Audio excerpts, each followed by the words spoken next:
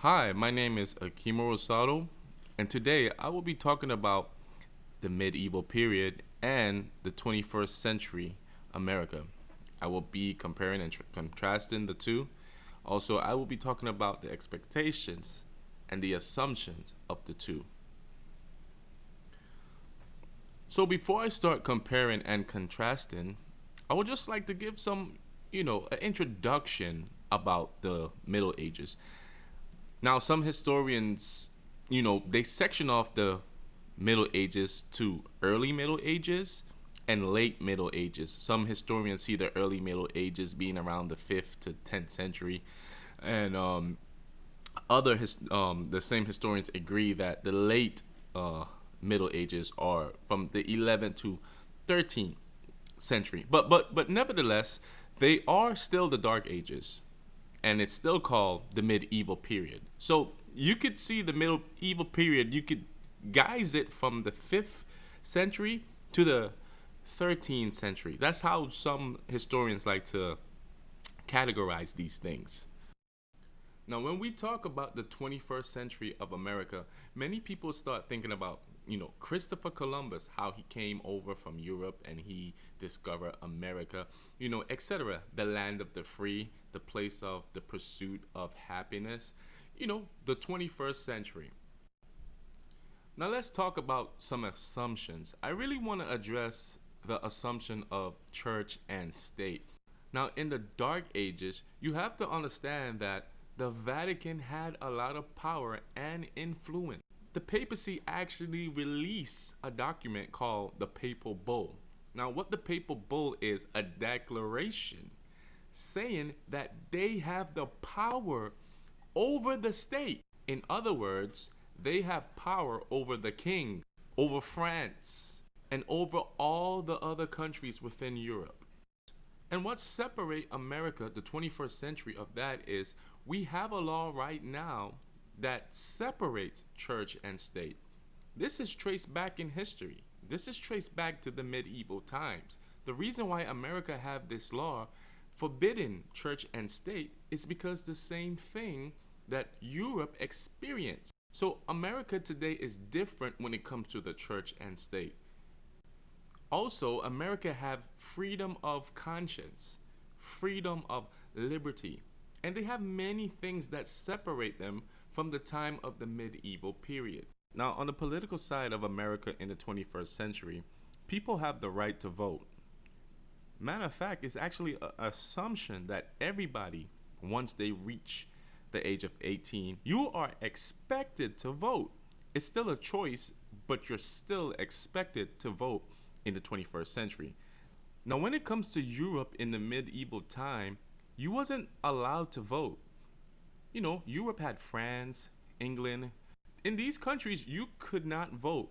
It was set up by kings. So, in other words, when a king died, then their heir to the throne will replace the king that died. That's not the same in America. America is a whole different governmental structure. Is a democracy. You have the right to vote in who you want. And that is completely different on the governmental side of America and the difference between Europe. Now, when it comes to religion, the expectancy throughout the Dark Ages and in the 21st century are still similar. So, in the medieval time, most people, they was expected to devote them. Well, when I say devote, they was expected to pay 10% to, the Catholic Church. Now, when it comes to the Christian religion in the Dark Ages, Christianity was the main religion. And understand that the Roman Catholic Church, Catholicism, that was the main sect. There wasn't no other sect around in this time.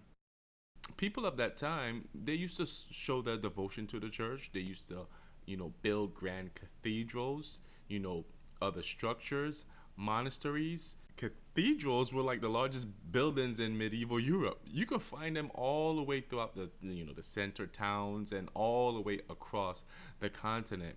Now, if you look in America today, America is still similar when it comes to the religious aspect. Well, when it comes to religion, I should say, When it comes to religion, America is known as a Christian nation. When it comes to the religious aspect, you're still expected to pay 10% of your tithes, which the Catholic Church also expected in the Dark Ages to pay 10%. And the same thing is in America. You see large buildings of church, and you see the mega churches and monasteries. The expectations of when it comes to religion, I could honestly say that it's still there.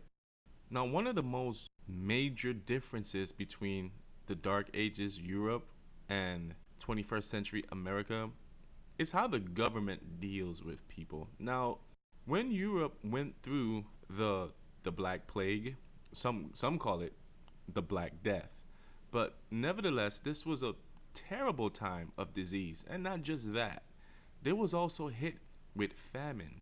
So Europe demanded that their people, they demanded that the poor should give up their crops to Europe. But as a result, some of the peasants actually withdrawn. They actually rebelled against that. And that's where more chaos actually started in Europe.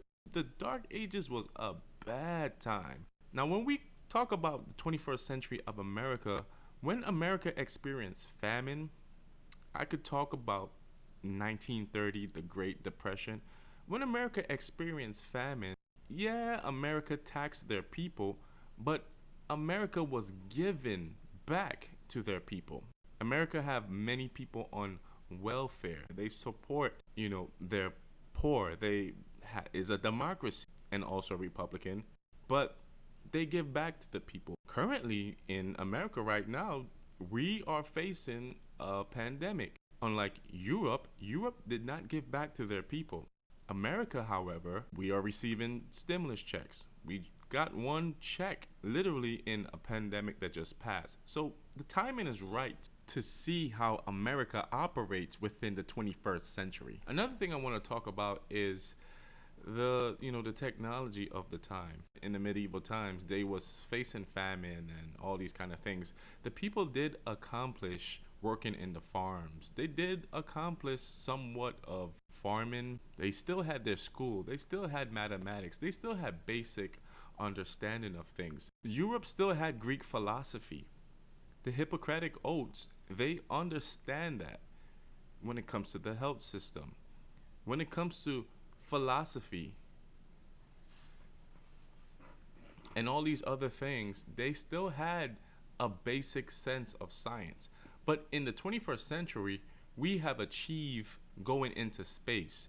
We have achieved computers. We have achieved electronics. We have, achieved vehicles and transportation. The thing is, with Europe, their transportation was carts.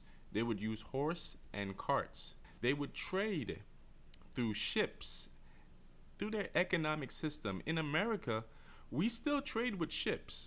We still have ports and harbors and things of that nature. In America, we have more opportunity. After all, in the 21st century, America is known for the land of opportunity. Now, that is true. You can go and be whoever you want to be. Now, in Europe, you still could do that. You still could go to school, but things was limited. Like, if your gender was a woman, you were limited on things. During the Middle Ages, women were expected to be holding the position of a wife, a mother, a peasant. Some women created art, and some were nuns. But in the case of the 21st century in America, women have more rights. They have more freedom to choose what career they want. They have a whole list of opportunities of things they can choose. And that's a complete difference between the Dark Ages and the 21st century of America.